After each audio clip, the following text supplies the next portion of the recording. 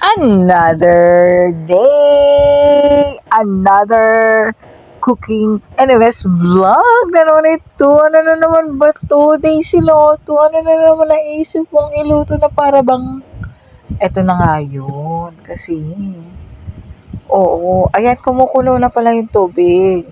Ayan. Pinakulo ko muna yung tubig bago ko ilagay yung itlog. Siyempre, isa lang yung itlog. Tinanong ko naman silang lahat kung gusto nilang may kasamang itlog yung sa kanila.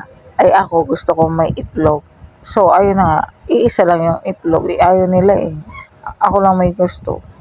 O, tama na yung isang itlog. Okay na yan. Mm-mm. So ayan na nga. So, ayan, may pinakikita akong pansit canton dyan. Sweet and spicy. Dapat kasi extra hot yan. Pero sobrang anghang na kasi nung extra hot din. Kaya sweet and spicy na muna yung binili ko. Oo, para na din makakain yung dalawang bata. Syempre. Yan, meron tayong cheese. At meron tayong, ano pa, what next? Ang tagal naman ng next. Ano pa kaya yung next na ipapakita? Alam nyo ba, yung tamang luto dyan sa itlog ay, di ba, pag kumukulo na yung tubig, ilalagay nyo na yung itlog. Tapos, oras kayo ng 6 minutes, pwede mo na siyang hanguin para goods na goods yung itlog. Oo, hindi siya hard-boiled. Parang smooth-boiled lang siya. Boiled egg. Ganun. Ayan, nilagay ko na pala yung pancit canton din dyan. Sinabay ko na din. Isinabay ko siya mga 2 minutes nang kumukulo yung itlog dyan. Oo, 2 minutes na. So, inilagay ko na yung pancit canton. Siyempre. Gagawin ko yung parang bulldog version. Version ko naman to ng bulldog. Parang gano'n. Siyempre. Medyo mahal kasi yung bulldog.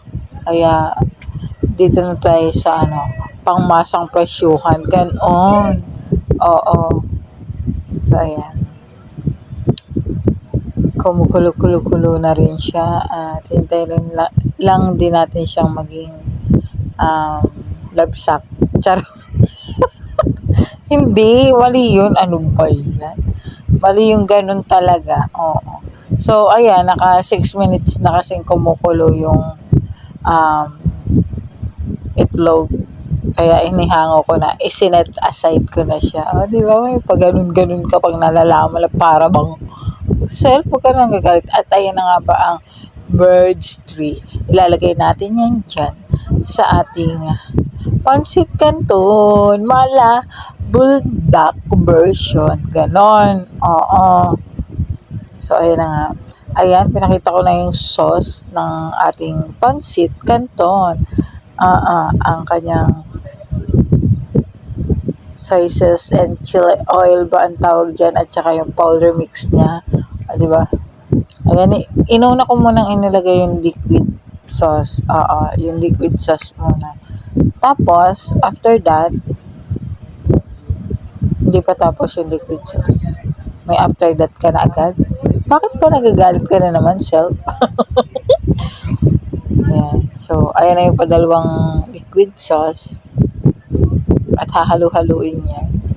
Yung apoy ko dyan, very, light lang, mahina. Oo. So, ayan, hinalo ko na. Tapos, what next? Pakibilisan naman, no? Nagmamadali yan. Gatas. Yung gatas ang ini-next natin dun sa liquid sauce. O, diba? Halo-haloin.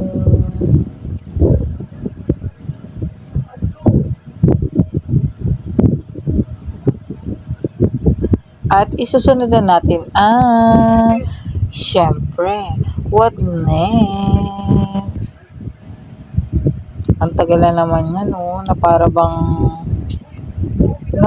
bang kailan lang ang cheese. Gagad din natin yung cheese. di ba? Charan. Ay, ang sarap. Ay, ang sarap. Cheers.